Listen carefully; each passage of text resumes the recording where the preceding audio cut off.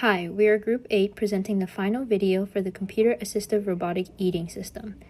Our team consists of 4 computer engineers, Queenly, Shani, Bao, and Twin. Now to talk about the problem we are trying to solve with this project. So as you know, eating is something we do every day without thinking too much. But for people with disabilities, it is a real challenge, so many of them heavily rely on caregivers for assistance during meals. Our project combats this challenge by developing a more affordable and accessible solution that can help people with upper body disability be able to eat more independently, increasing their quality of life and reducing caregiver workload in both the home and healthcare settings. Now that we know our motivations, we establish a few key goals for this project. For our basic goals, we focused on developing an assistive feeding arm that is easy to use, reliable, and also capable of accurately acquiring food during each feeding cycle. Our advanced goals include a safe system shutdown in unexpected situations and an app that tracks all the necessary statistics for dietary health monitoring. This slide shows the overall image of our entire robotic feeding system. One of the main subsystems is the MyCobot 320 Pi robotic arm, which was provided by the Nimbus Research Lab. Inside of this, there is a Raspberry Pi 4 which controls any of the low-level motor coordination of each axis of the robot. And then there's the main subsystem, which is the Jetson or a Nano. This deals with all the heavier computing processing, including the computer vision and real-time updates between the time-of-flight sensor. Attached to the Jetson or a Nano are 3 foot pedals, which the user can operate by their feet. The first button will allow the user to initiate the feed. That will go through the whole sequence of scooping the food and going to their mouth and feeding them. The second button will be a selection button, and this will allow the user to choose between 4 sections in the plate and have a variety of food selections. The last button will be an emergency stop button, which allows the user to stop the robotic arm at any moment if they feel uncomfortable with the movement and if they need to readjust. Connected to the Jetson or Nano is an LCD which will give the user real-time live updates of the state of the robot, whether it is in the feeding phase or whether it's in selection phase or emergency. It will also show the user clearly what selection they are currently on so they aren't confused. Then on top of the robotic arm, there is the camera. This is connected to the Jetson or Nano and provides all the visual input, which allows the Jetson or Nano to run through all of its computer vision algorithms. Along with the camera at the top, there is a time-of-flight sensor which gives real-time updates of the depth between the arm and the user to allow for safety features. Lastly, there is a April tags attached to each corner of the plate, which is separated into 4 sections. These April tags allow us to calculate the coordinates and locations of each section of the plate and translate that to robotic arm movement. For our basic full-cycle demonstration, the caregiver will set up the app to start recording meal statistics. The user will then utilize the buttons to go through both the initialization phase and feeding phase. In the initialization phase, the computer vision will check the April tag for plate orientation and decide whether the plate is empty or not. Once it verifies there is food on the plate, in the feeding phase, the arm will go through a scooping motion and align the spoon to the user's mouth to successfully finish the feed. Grandma, are you ready to eat? Yes. Okay. Here, the caregiver will indicate to the app that the feeding cycle is beginning in order to record the important statistics of the whole meal.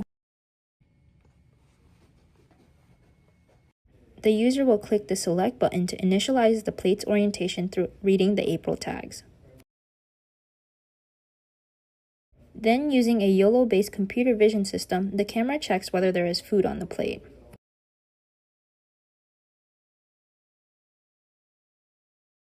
After the arm successfully reads that there is food on the plate, it will go into the feeding phase where it will scoop from the user's selected section.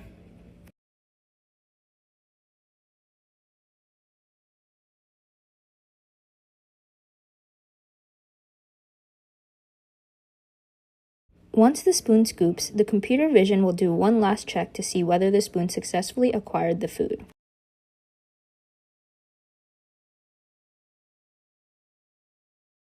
The final feeding stage after the spoon has food on it is the alignment, where the spoon lines up with the user's mouth on the X-Y axes and then proceeds to start going towards the user's mouth to allow for easier eating reach.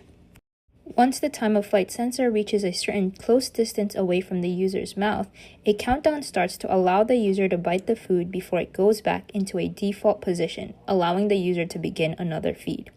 In this video, it says 3 seconds, but the caregiver has the option to change this length of time within the app.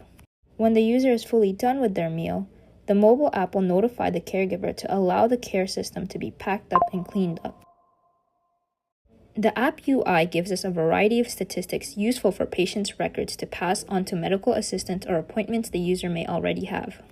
The data that is live updated with the app include whether the Jetson can communicate with the app, the last robot update, whether the plate or the spoon is currently full, the current robot state, the number of bites the user has taken in this meal, the lifetime number of bites, the current section the user is on, whether emergency state is activated, number of successful feeds, failed feeds, feed button presses, whether eat is pressed, whether stop is pressed, and the time of the last feed.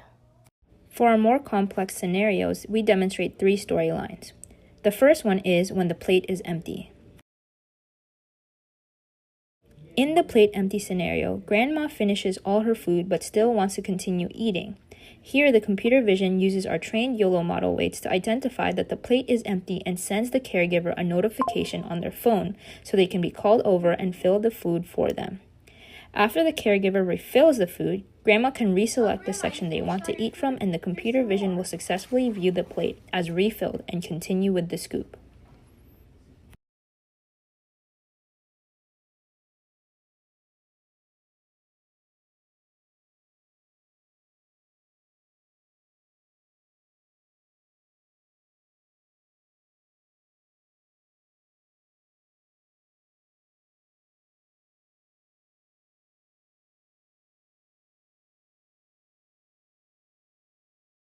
The second scenario is when the spoon is empty after a failed scoop.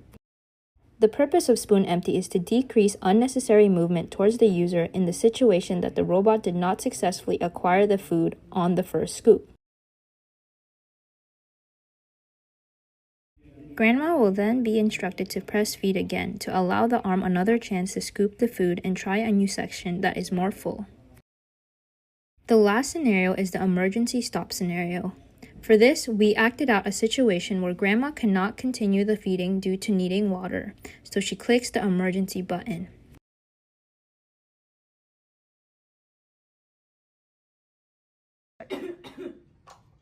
Here you can see the notification that gets sent to the caregiver during an emergency stop. From here, the caregiver can go and help assist Grandma in whatever she may need. And then after 10 seconds, the robotic arm will go back to a default position.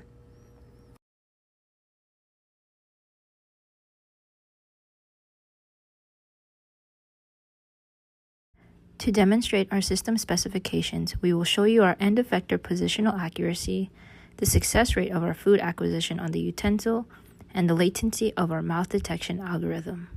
In this snippet, we use visual indicators on the view of the camera to show the distance between the center point of our camera in comparison to the mouth it is trying to align to. We do 10 more trials of this process and receive an average of a 4.85 centimeter difference. For food acquisition, we cycled through the available 4 food portions and scooped from each section, observing whether our spoon successfully acquired the food. Our goal was to get about a 70% or more success rate.